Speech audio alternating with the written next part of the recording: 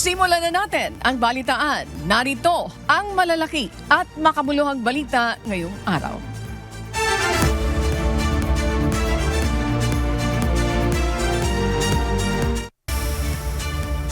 Nakakuha ng mga dokumento at isang computer na posible maging ebidensya sa dating Department of Public Works and Highways, Bulacan 1st District Assistant Engineer Bryce Hernandez. Sa isang panayam kay Senator Panfilo Lacson, chairperson ng Senate Blue Ribbon Committee, sinabi nito na sinelyuhan ang mga naturang ebidensya matapos makuha ang mga ito. Paliwanag pa ng senador, kapag aalisin na ang selyo, kailangan dumaan ito sa proseso ng pagre-reserba ng chain of custody. Maaring ipresenta ang mga ito sa September 23 kung kailan siya nagpatawag ng pagdinig, bunsod na rin ng mga bagong development. Hataw Balita ngayon!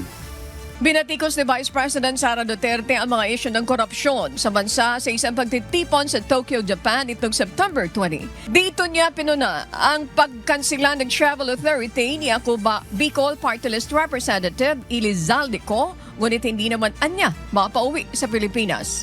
Ayon kay VP Duterte, nagawa ng kasalukuyang administrasyon na maipadala sa The Hague, Netherlands, si dating Pangulong Rodrigo Duterte, ngunit walang magawa pagdating kay Congressman Zalde-Co. Noong September 19, ipinag-utos ng mababang kapulungan ng Kongreso na pauwiin sa Pilipinas si Congressman Co sa loob ng 10 araw. Nauna nang itinanggi ni Representative Co na may kinalaman siya sa mga maiinit na issue ng anomalya sa flood control projects. Nagawa nila na kidnapin si dating Pangulong Rodrigo Duterte. Hindi nila magawang kunin at kidnapin isang ko pabalik ng Pilipinas. Ano lang nagawa nila? I-cancel ang Travel Authority. Hanggang doon lang. Tama na yun. Bilyon-bilyon ang kailangan ko sa gawin, tapos ang gagawin mo lang i-cancel ang Travel Authority.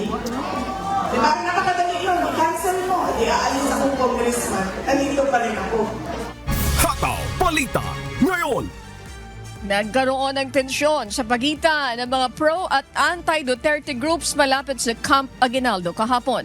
Kasabay ito ng trillion-peso march na ininaos na iba't ibang mga grupo na nais maglabas ng kanilang hinaing sa mga korupsyon sa gobyerno. Nagpalitan ng kantyawan ang dalawang panig hanggang mauwi sa pisikalan. Agad namang namagitan ang mga pulis. Giit ni Akbayan Party List Representative Shell Jokno, ang kilos protesta ay simula pa lamang ng serya ng pagkilos upang mapanagot ang mga responsable sa ghost projects at anomalya sa flood control projects. May hamon naman ang kilalang host at komedyanteng si Vice Ganda kay Pangulong Ferdinand Marcos Jr. na kilahok din ang ilang personalidad kabilang sina Vice Ganda at Miss Universe 2018 Catriona Gray. Tinatayag na sa 15,000 na rallyista ang lumahok sa protesta. Dahil nakita natin sa mga nakaraang budget, doon nagkaroon ng kalokohan, doon nagkaroon ng mga insertion, pati flood control project na yung pala ay ghost project. Kaya dapat buksan ng BICAM, may dapat malaman ng publiko ang bawat nangyayari sa loob ng BICAM. Pangalawa, ito panawagan sa lahat na opisyal na ating pamahalaan, buksan ang SALN. Kung wala kayong tinatago, ilabas ang SALN dahil yan ang nasa batas. Ito ay isang legal na obligasyon, pero lalong na isang moral na obligasyon. Higit sa lahat, ikulong na yung mga yan. Hinahamon ka namin, Pangulong Bongbong Marcos, kung gusto mong magkaroon ng magandang legasiya, ang pangalan mo, ipakulong mo lahat ng magnanakaw. Nakatingin kami sa iyo, Pangulong Bongbong Marcos, at inaasahan ka namin, hindi dahil sa idol ka namin, kundi dahil sinaswelduhan ka namin at inaasahan namin na tutuparin mo ang inuutos namin mga employer mo. Kami ang nagpapasahod sa inyo, tapos na ang panahon na natatakot takot tayo sa gobyerno. Takutin natin ang gobyerno dahil ang kapangyarihan nasa sa atin, wala sa kanila. Nakatingin kami sa inyo. Ipakulong lahat ipakulong. Bawiin ang mga ari-arian. Bawiin ang mga ari-arian. Hataw Balita ngayon. Ikinagulat ni Baguio City Mayor at Special Advisor ng Independent Commission for Infrastructure, Benjamin Magalong, ang lawak ng korupsyon sa gobyerno. Tilaan niya, naging kabuhayan na o maliit na industriya na ito para sa mga gumagawa ng korupsyon na hindi na natatakot sa kahihinatnan nito. Iginiit ni Magalong na hindi sila magpapatumpik-tumpik sa investigasyon kahit isang linggo pa lamang ang bagong tatag na komisyon. Aagahan na ang pangungulekta ng ebidensya laban sa mga may sala. Kahapon, kasama si Magalong sa libo-libong rallyista na nakiisa sa ₱1 trillion March EDSA patungong People Power Monument sa Quezon City. Nagulat nga ako, alam ko it's widespread, it's massive, pero hindi ko akalain yung depth, level at magnitude ng corruption na sa sarili kong opinion lumalabas na parang naging normal na, naging kalakaran na kaysa yung tinatawag natin exception. Kumbaga, yung mga gumagawa ng katiwalian, parang way of life nila. Hataw Balita ngayon. Hahabuli ng Cybercrime Investigation and Coordinating Center o CICC ng Department of Information Communications Technology o DICT ang mga nanggulo sa rally kahapon. Paliwanag ni CICC Executive Director Aboy Paraiso. Kaya sila nangihingi ng tulong sa media na makakuha ng mga footages ay dahil mayroon mga kuha ang mga ito na malapit at malinaw sa mga naturang individual. May kapasidad naman anya ang DICT para sa facial recognition na hindi naman lalabag sa data privacy rights ng mga ito dahil gagamitin ng footages para sa exercise of police power at iba pang lehitimong tungkulin ng pamahalaan. Requesting our media friends for the footages of the Menjola rally which resulted in violence. We will be subjecting these videos to facial recognition para makilala natin kung sino-sino yung nakilihok doon sa panggugulo. Hataw Balita ngayon.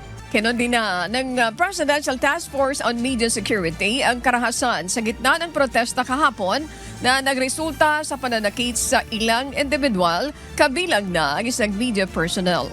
Ayon sa Executive Director ng ahensya na si Jose Torres Jr., dapat maging prioridad ang kaligtasan ng mga mamamahayag na mahalaga ang papel sa pagbibigay ng accurate at napapanong impormasyon para sa publiko.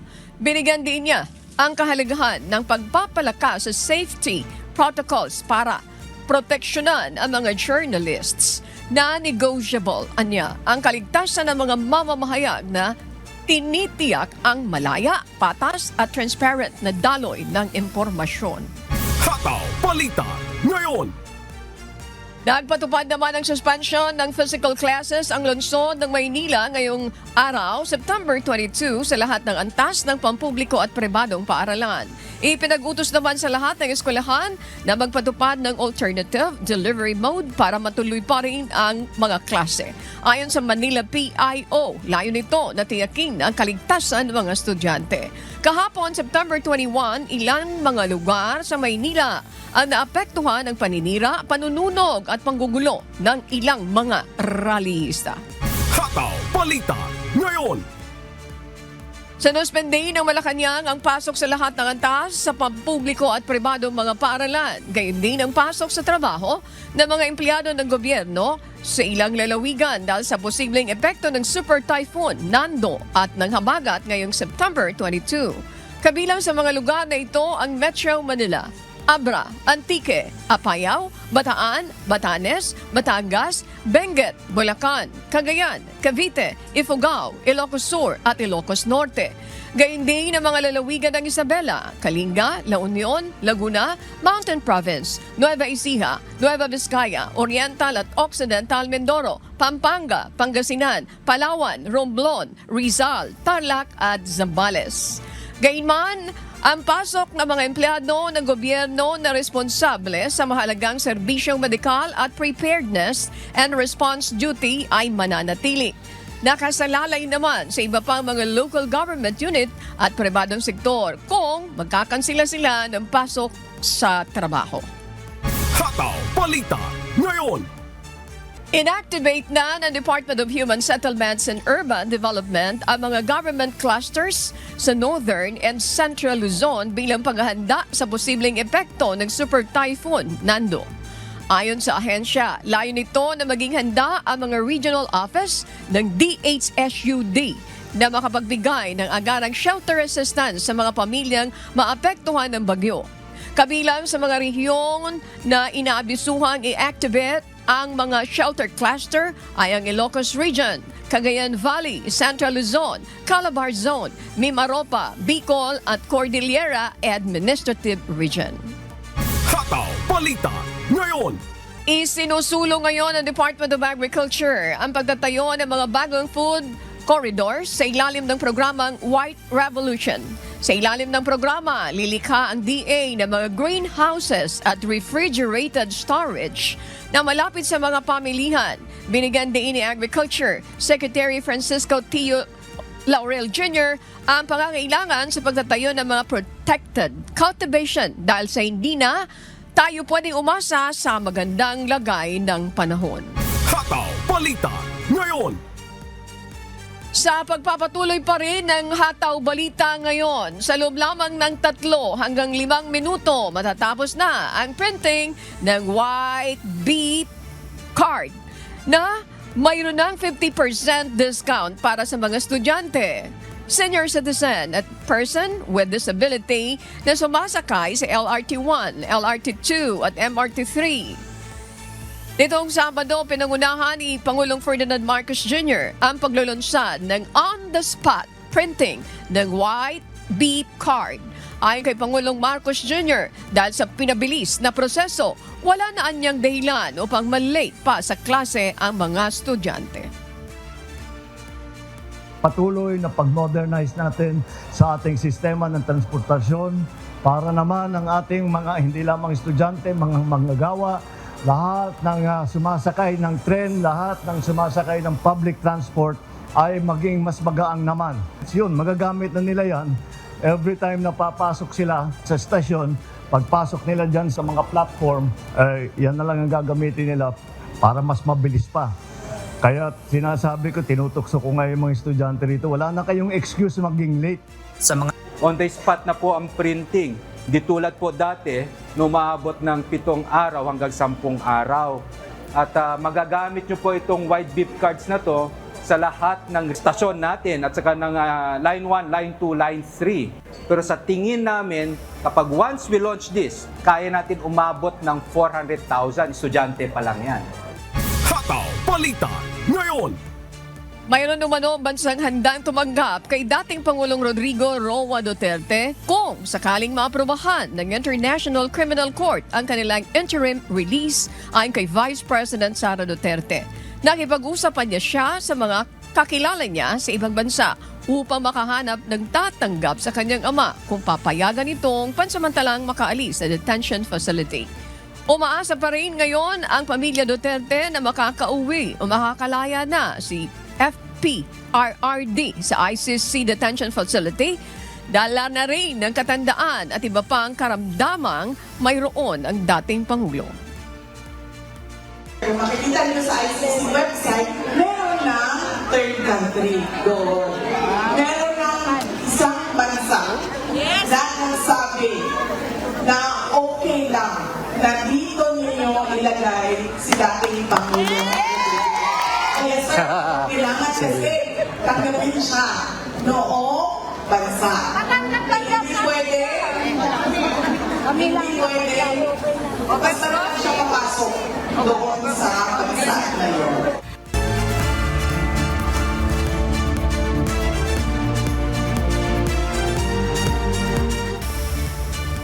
Isang makasaysayang yugto ang muling isinulat ng mga Pilipino nito ika-21 ng Setyembre sa pamamagitan ng sabayang pagkilos. Nagkaisa ang mga Pilipino mula sa iba't ibang panig ng bansa sa panawagang wakasan ang korupsyon at itaguyod ang tunay na pagbabago.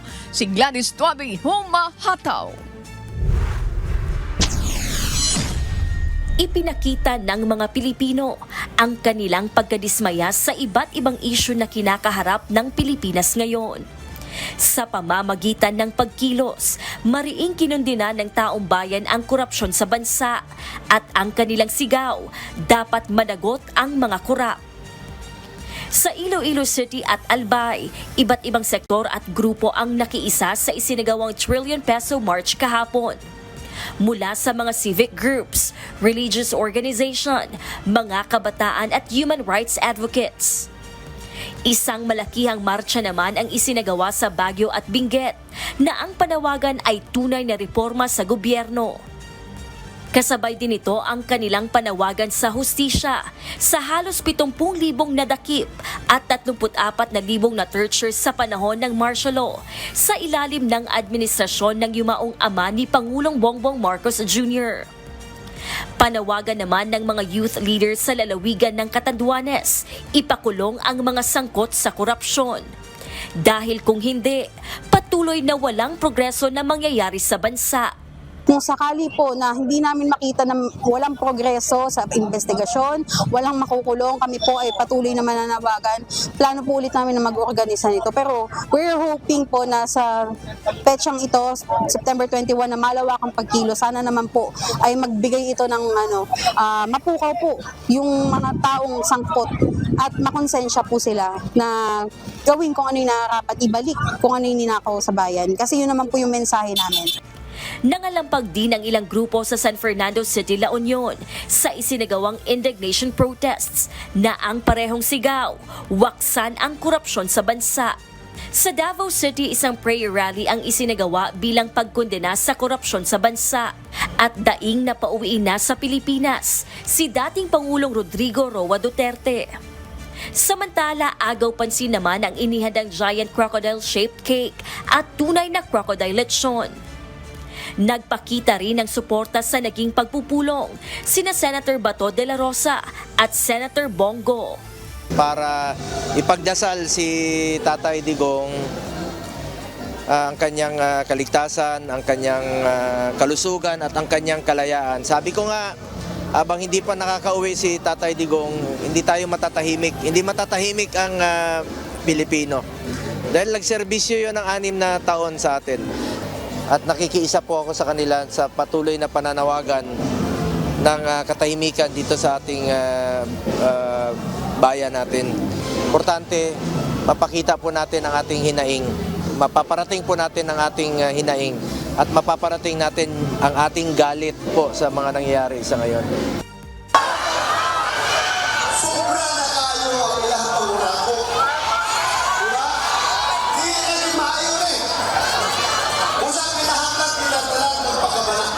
Gladys Tuwabi, humahataw sa balita ngayon.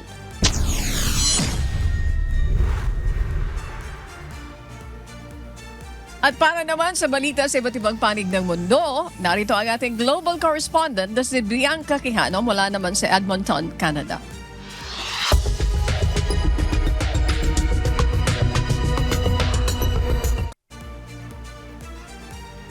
Kapansin-pansin ang mabilis na pagtaas ng presyo ng mga bilihin, partikular na ang mga grocery items sa Estados Unidos. Ang itinuturing na dahilan nito ay ang mga bagong pulisyang ipinatutupad ng Trump administration. Ito ang humahataw na balita ni Abby Valdez. Nagkaroon ng pinakamabilis sa pagtaas ng presyo ng grocery sa loob na 3 taon sa Estados Unidos. Kabilang sa itinuturong naging dahilan nito ay ang mga taripang ipinapataw ni US President Donald Trump, ang crackdown sa immigration at matitinding lagay ng panahon na sumisira sa mga produksyon ng pagkain. Ayon sa isang food economist sa Michigan State University na si David Ortega, ang pinakamalaking epekto sa presyo ay sa mga pagkain na lubos na umaasa sa paggawa ng mga migrante sa US o kaya naman ay sa mga eksklusibong inaangkat sa ibang bansa na kasama sa may mataas sa taripa.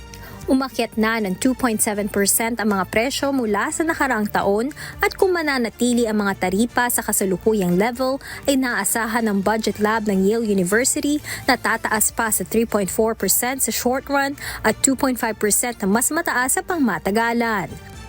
Nakatulong din sa pagtaas ng presyo ang climate change kung saan napalala nito ang mga natural disasters kagaya ng matinding hurricane sa Florida at matinding tagtuyot sa Brazil.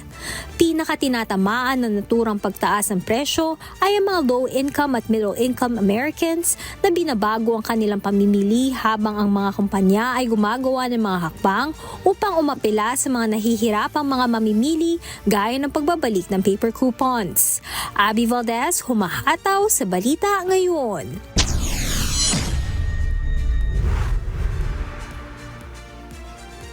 Nilagdaan ni California Governor Gavin Newsom ang 5 panukalang batas na may kaugnayan sa pagpapatupad ng immigration policy ni US President Donald Trump. Ito ang humahataw na balita ni Nico Chicano. 5 bagong batas ang nakatakdang ipatupad sa California, United States of America, matapos itong lagdaan ni Californian Governor Gavin Newsom. Layunin ng mga ito na mapigilan ang planong mass deportation ng Trump administration, lalo na't nasa 10 milyong migrante ang naninirahan sa nasabing syudad. Isa sa mga nilagdaang batas ay ang pagbabawal sa pagsusuot ng mask ng mga Immigration and Customs Enforcement o ICE agents kung sila ay magsasagawa ng operasyon. Simula sa January 2026, magiging epektibo ang batas na ito.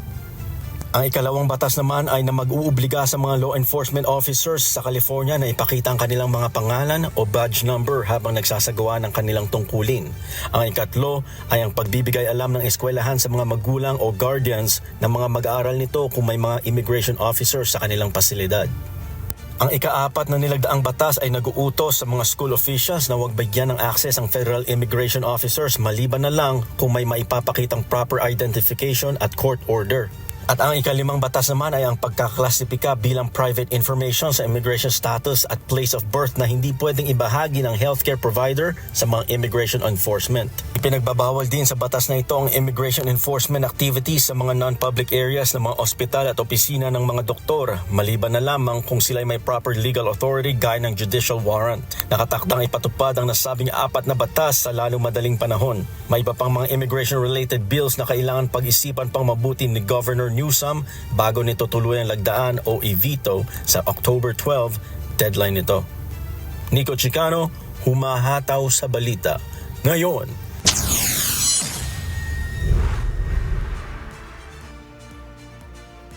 Tinagot ng ilang Canadians ang naging pahayag ni United States Ambassador Pete Hoekstra na tila pagiging anti-American ng mga ito. Mula sa Grand Prairie, Canada, may humahataw na balita si Jeffrey Reyes live.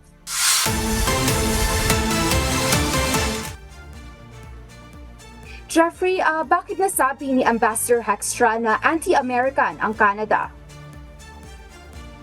Yes, magandang araw, Bianca. Ito ay dahil nga kakaunti umano ang mga Canadians na nagsasalita ng positibo tungkol sa Estados Unidos. Ipinahayag ni Ambassador Hoekstra ang kanyang pagkadismaya sa isang pagpupulong sa Halifax Chamber of Commerce. Aniya, bihira na siyang makakita ng Canadian na nagpapakita ng pagiging passionate o magiliw tungkol sa relasyon ng Canada at Estados Unidos. Sinabi pa niya na nakakalungkot din na tila anti-American ang naging kampanya sa nakaraang elections sa Canada. Katwiran ni Flavio Bo, presidente ng Automotive Parts Manufacturers Association at miyembro ng Prime Minister's Canada-US Relation Council, natural lang na maging negatibo ang reaksyon ng mga Canadians sa naging pagtrato ng US sa kanila bilang dating kaalyadong bansa. Depensa naman ni Canadian Conservative House Leader Andrew Scheer, kahit anumang bansa ay magiging negatibo ang reaksyon kung papatawan ng mataas na taripa o magsasalita tungkol sa annexation o pag-takeover sa pamamahala sa isang bansa. Binigyan din ni Scheer na natatangi ang kanilang bansa, may ipagmamalaki silang sariling kasaysayan at masigit pa sila sa pagiging hindi Americans. Ipinagtanggol naman ni Ambassador Hoekstra ang taripang ipinataw ni President Trump dahil mas mataas umano ang taripa sa mga bansang kakumpetensya ng Canada sa pagbebenta ng mga produkto sa US. Balik sa iyo, Bianca. Alright, Jeffrey, kamusta naman ang epekto ng mga taripa sa mga trabaho dito sa Canada? Bianca, ayon kay Canada Finance Minister Champagne, ang mga taripa ay nakakaapekto sa ilang mga trabaho at sektor sa Canada na ani ay hindi pa kailanman naranasan ng mga Canadians. Balik sa iyo. Alright, Jeffrey, maraming salamat sa iyong live report mula sa Grand Prairie, Canada.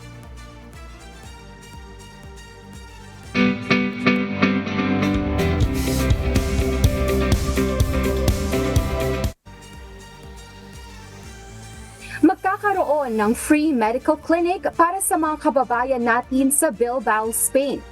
Magsasagawa naman ng consular outreach mission sa Victoria, British Columbia sa Canada. Ito ang humahataw na balita ni Lynn Perez. What's up, kabayan? Magsasagawa ng serbisyong linggo sa konsulado sa September 28, alas 9 ng umaga hanggang alas 4 ng hapon para sa mga kababayan natin sa Northern Italy. Mag-book lamang ng appointment sa pamamagitan ng pag-email sa milanprecg.serbisyonglinggo@gmail.com. Sa Bilbao, Spain naman ay magkakaroon ng libreng medical clinic para sa ating mga kababayan. Gaganapin ito sa October 4, alas 9 hanggang alas 4 ng hapon sa Hotel Conde Duque, Bilbao. Ilan sa mga serbisyong ihahandog ay ang medical consultation, blood pressure at blood sugar check, patient examination at iba pa. Para sa kumpletong impormasyon, bumisita lamang sa official Facebook page ng Philippine Embassy sa Spain sa facebook.com/PH in Spain. Iniimbitahan naman ng mga kababayan natin sa Macau sa Philippine Fiesta. Gaganapin ito sa October 11, alas 6 hanggang alas 10 ng gabi sa Grand Colon Resort. May live performance at maaari ring sumali sa traditional games at i-enjoy ang authentic Filipino cuisine. Para sa detalye at updates, bumisita lamang sa official Facebook page ng Philippine Consulate sa Macau sa facebook.com/PH in Macau.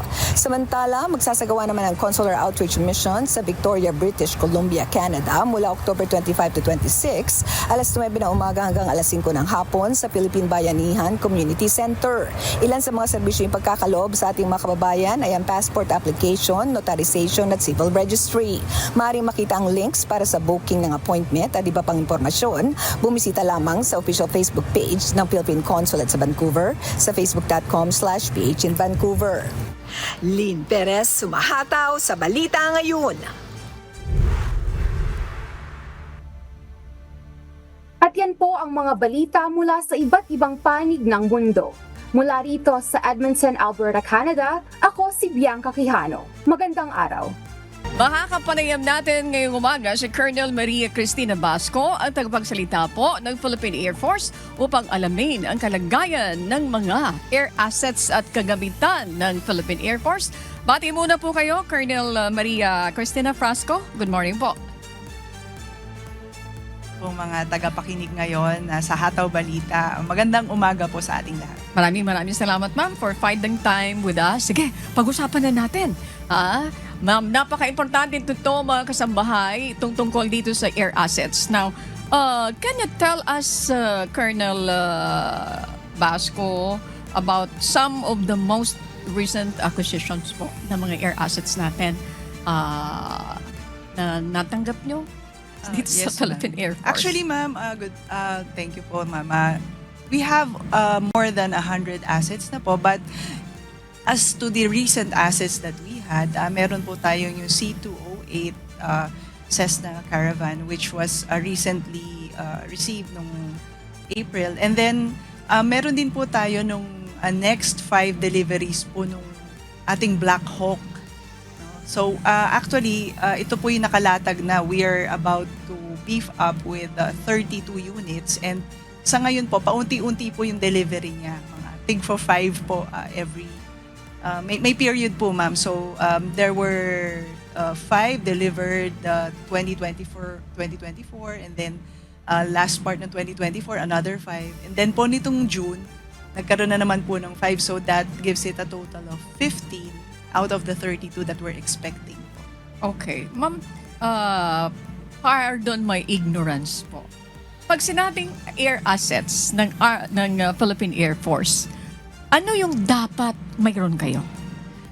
Siyempre po, yung to ensure that our armed forces would be sustained, siyempre po dahil kailangan po ng armed forces ng fighter aircraft, meron po tayong fighter assets from our 5th Fighter Wing. At dahil nga po ang ating bansa ay archipelago, tamang-tama, kailangan po natin ng mobility. So napaka-importante po nung C-130 aircraft that would ensure mobility of the para po sa ating troops, para po sa pagde-deliver ng relief goods, pagta-transport po ng mga tao. Meron po tayong tactical helicopter wing that would be supporting our troops, no, pagka sa kanilang mga operations. And also, we also have aircraft from the flying school.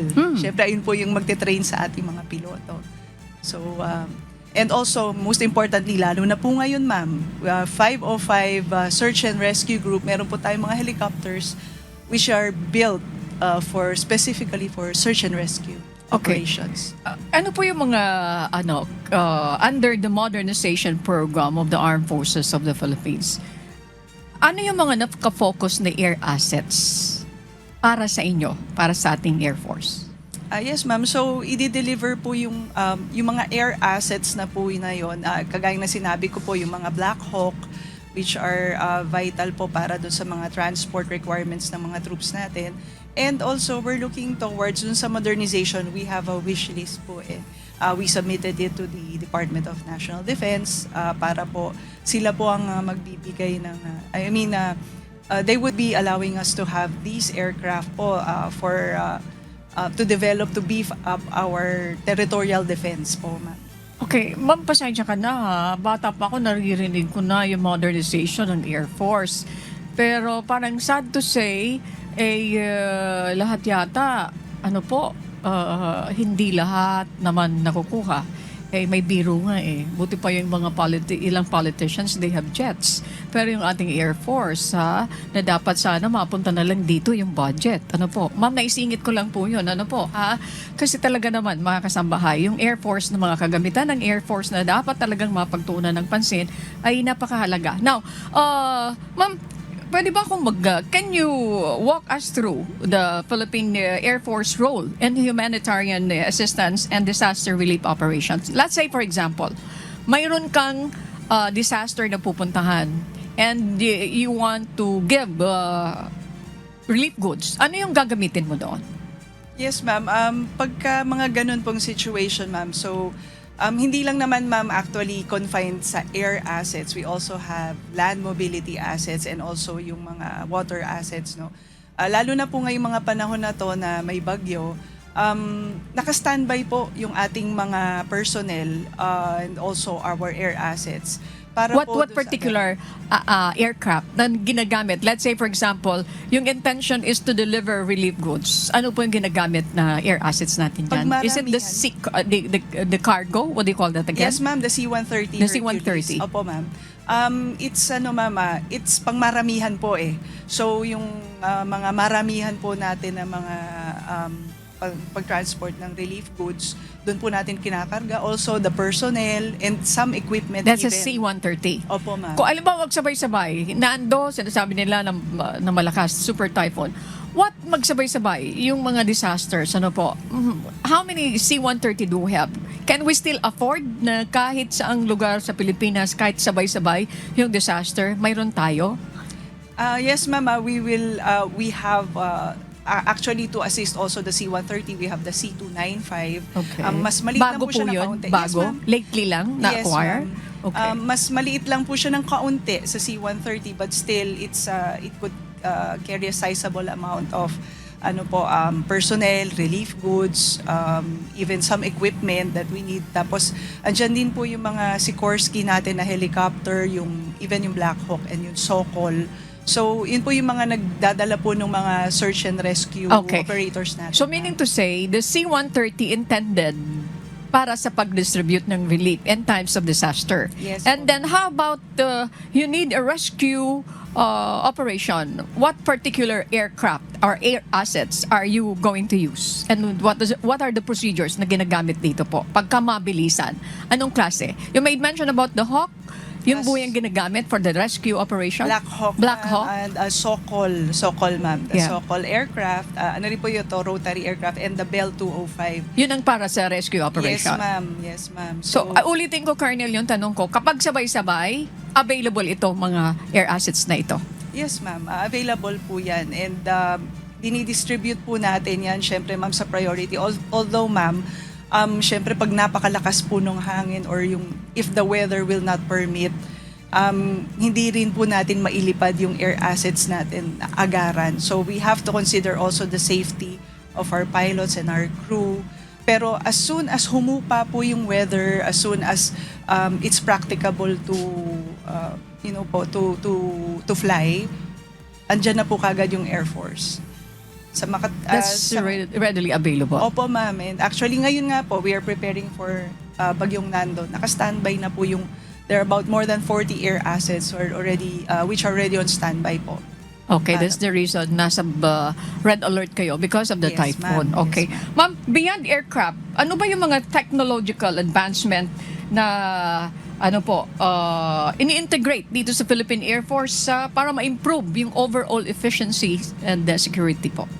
Yes, ma'am. So, ngayon po, we are also having our radars also, radars in our pipeline, and also radars. Opo, Okay, ma'am. I think And, that is very important to boost the ability para dun sa monitoring, especially we have the vast territorial waters. Tama po yes, ba yun? po, ma'am. Yes, ma'am. It's very important for the 360 defense of the territory. Yeah, and there is also the growing security challenges in the West Philippine Sea. Di ba po? Yes. Kasama din yan. Yes, ma'am. Yes, ma'am. Also, to complement to that, syempre pinalalakas po natin, pinag-iiting natin ngayon yung ating cyber security. No? Kailangan po makasabay po tayo dahil sa napakabilis po ng development ng teknolohiya. So, doon din po ang patungo ngayon ng Philippine Air Force. Okay, ma'am, paano yung Philippine Air Force nakikipag-collaborate doon sa mga international partners natin? Speaking of the growing security challenges in the West Philippine Sea, paano niyo ginagawa ito po? So, ma'am, we have established bilateral and multilateral partnerships with other strategic partners natin, no? So, we have actually with them exercises. We conduct joint exercises with them.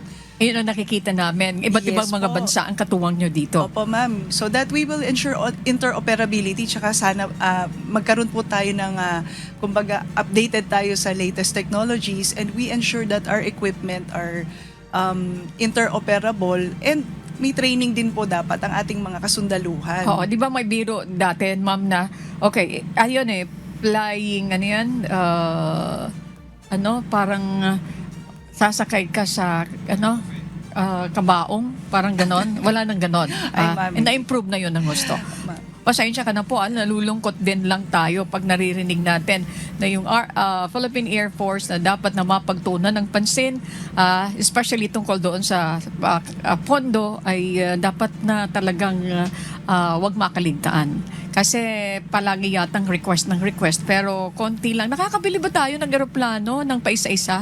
O ito may ipon kami, o ito may savings kami, bibili kami ng... Walang ganon. I think yata yan, bulto kapag bibili ka. I don't know, ma'am. Ma'am, pinag-aaralan po yan mabuti, ma'am. Actually, ma'am, ito nga pong ating Secretary of National Defense, na-mention niyo yung about modernization, ma'am, na recalibrate po yung re-horizon po nung ating modernization in the sense na nakita po ng, yung pinaplano po kasi kung ano po yung mga air assets na bibilhin natin, and napakabilis po ngayon ng turnover ng technology, and nakikita po ng ating Secretary of National Defense na kailangan dapat updated tayo. So, inalaw po na to study further yung pagkuha natin ng equipment. That's why sinabit na po natin sa kanila yung ating well thought out wish list for our aircraft that we want for our Air Force para po mas updated po, and of course we would be able to carry out our mandate of defending our territorial. Okay. Alam ko may mga challenges naman dyan, yung mga kinakaharap ng Philippine Air Force. At this point, ma'am, quick message para sa ating mga kababayan. Go ahead, please. So sa ating po mga kababayan nakikinig ngayon, ang inyo pong Air Force ay narito handang umantabay para sa inyo. We are a mission-oriented, capability-driven, and values-based organization ready to serve you 24/7. We want to express our appreciation for finding time with us. Maraming salamat po salamat sa din ngalan po, ni ma'am. Kuya Daniel Lozon. Thank you so much and keep safe po. Thank you Colonel. po, Miss Annie. Ingat po sa ating lahat. Maraming salamat po, Colonel Maria Cristina Basco, spokesperson po ng Philippine Air Force. Samantala, wala nang pasok ngayon sa lahat ng antas ng pampubliko at pribadong paaralan sa Rizal bilang antisipasyon sa posibleng bagyong Nando. Si Jenica Cruz, humahataw live.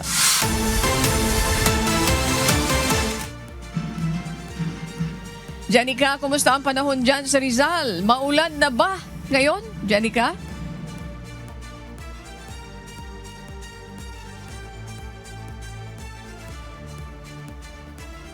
Ulan nga dito sa lalawigan nga ng Rizal. At simula nga kagabi o alas 12 ng hating gabi ay pabugso-bugso ang nararamdaman na pag-ulan nga dito sa Rizal. Suspendido na nga sa buong lalawigan ng Rizal ang face-to-face classes sa lahat ng antas ng mga pampubliko at pribadong paaralan. Bunsod ito ng inaasahang malakas na pag-ulan na dala ng bagyong Nando at ng habagat. Iminungkahi ng gobernadora para sa mga eskwelahan ang pansamantalang paggamit ng modular o distance learning upang hindi maantala ang lesson ng mga bata. Bukod sa face-to-face class suspension bilang bahagi ng pagkilos ng local government unit ay ang paglilinis ng mga ilog upang makadaloy ng maayos ang tubig at alisin ang mga nakabara sa daluyan. Bahagi ito ng paghahanda sa posibleng pagbaha dulot ng pagbuhos ng ulan dala ng bagyo. Sa Barangay Dalig Teresa, Rizal, ay pasado alas 6 pa lang kagabi ay nakahanda na ang BDRMO maging ang kanilang mga rescue equipment at vehicle na magagamit para sa rescue operation sakaling may ilikas na mga residente. Kung tuloy-tuloy na makakaranas ang buong probinsya ng Rizal ng sama ng panahon. At dito nga sa bayan nga mismo ng Cainta ay nagbaba na rin ang mayor upang makapaghanda ang Cainta kung sakali nga na madalas kasi doon sa lugar ng Cainta ay madalas ang pagbaha sa kanilang area lalo na sa Karangalan. Kaya nakahanda na rin ang mga municipal disaster natin sa Cainta maging sa bayan ng Tanay.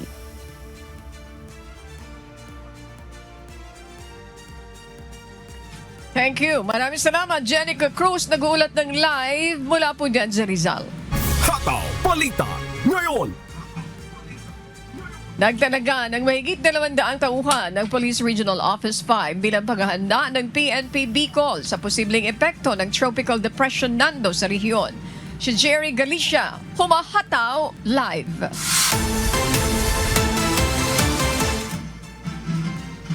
Sherry, ano ang mandato ng mga tauhan ng PRO5 dyan sa Bicol para sa bagyong Nando? Jerry?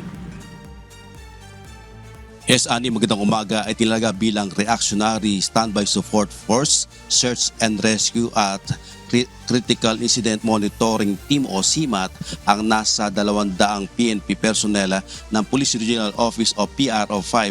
Susod nga ng bilang paghahanda ng PRO5 sa posibleng epekto ng Tropical Nando dito sa rehiyon. Simula pa kahapon, inactivate na ng pamunuan ng Police Regional Office o PRO5 ang nasa 251 tauhan nito para sa mga kababayan natin na maapektuhan ng sama ng panahon dito sa Bicol. Binubuo yan ng 182 Reactionary Standby Support Force RSSF at 69 Search and Rescue o SAR naka-standby para magbigay ng agarang tulong kung lulubha ang kalagayan ng sama ng panahon. Dagdag pa dito ang Critical Incident Monitoring Team o CIMAT na pinakilos upang magsagawa ng monitoring at mag-validate ng real-time incident sa ground. Upang matiyak ang mga critical information ay agad na mapaparating sa mga unit commander. Mapapabilis din ito ang koordinasyon at deployment ng mga resources sa mahigit na mga kailangan lalo na ng mabisang pagtugon lalo na sa mga emergency.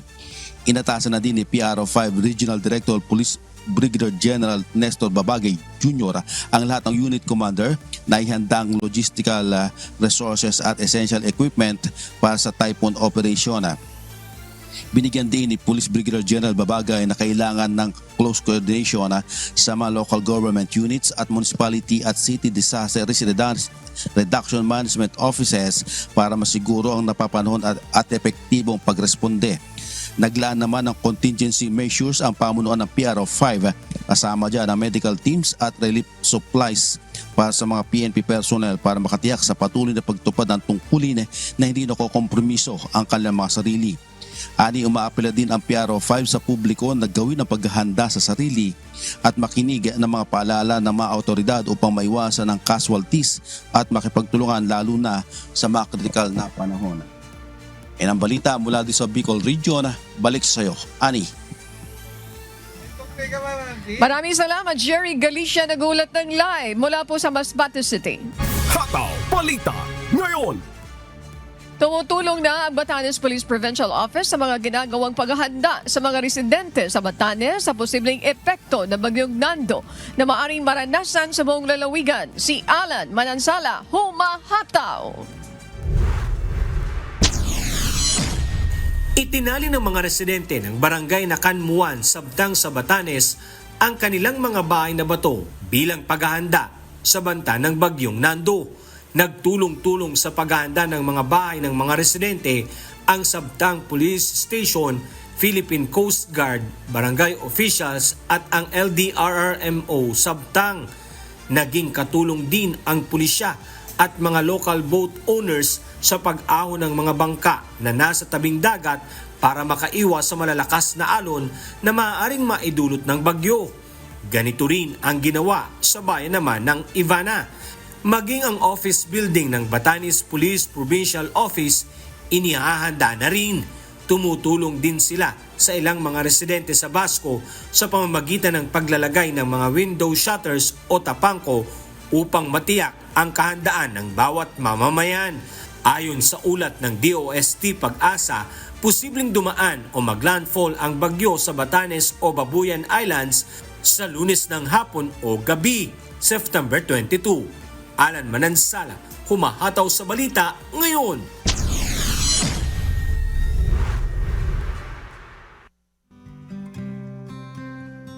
Maraming salamat, Alan Manansala. Samantala, sa aming ibabahaging mga salita ng Diyos na ating sandigan. Mula sa Hebro 12:6. Sapagkat pinarurusahan ng Panginoon ang kanyang iniibig at hinahampas ang bawat tinatanggap na anak.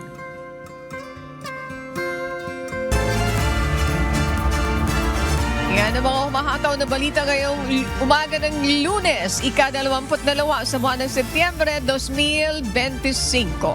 Sa ngalan ng lahat ng bumubuo ng UNTV News and Rescue, UNTV Radio, La Verdad 1350 at ang ating mga correspondent mula sa Pilipinas at sa iba't ibang panig ng mundo. Ako naman po si Annie Rentoy sa ngalan ni amigo Sherwin Culubo. At dito sa UNTV at UNTV Radio, La Verdad 1350, Diyos ang aming sandigan, serbisyo publiko ang aming pinahalagahan. Susunod na po ang Good morning, Kuya. Salamat po sa Diyos at magandang umaga.